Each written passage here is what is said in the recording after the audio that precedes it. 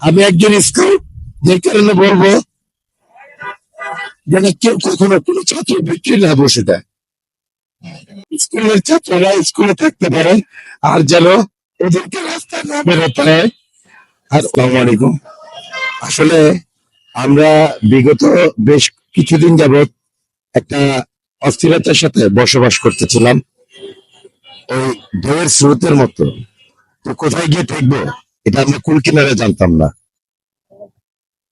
যার জন্য স্কুলের ছাত্র যাদেরকে স্কুলে যেতে হয় ৯টা ৫টা, ৭টা থেকে ১০টা, ওই স্কুলের ছাত্রীদেরকে বের হয়ে আজকে আমরা বয়স্ক মানুষ যারা, আমরা বৃদ্ধ যারা, আমরা অভিভাবক যারা, আমরা যেটা না পেরেছি সেটা আমাদের ছোট বাচ্চারা, আমাদের পেটের বাচ্চারা সেটা শিখিয়ে দিয়েছে আমাদেরকে, যে বাবা এমনি না এমনি।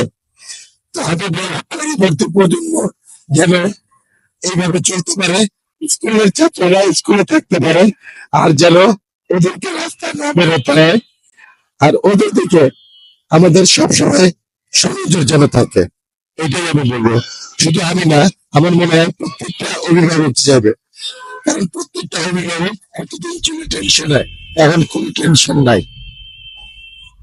অনেকে চিন্তা করতে পারে যে 71 একটা 71 হয়েছিল, আর 94 এই 2094, এটা এটা আরেকটা ডে হয়ে দাঁড়ালো। এটা হয়তো ওদের ভবিষ্যতে একটা দিবসে পরিণত হয়ে যেতে পারে।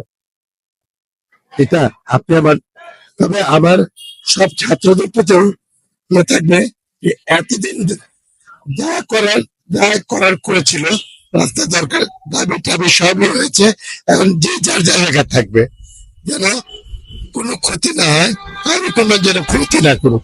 এখনো ক্ষতি করিনি, শেষ পর্যন্ত শেষ ভালো যার সব ভালো তার।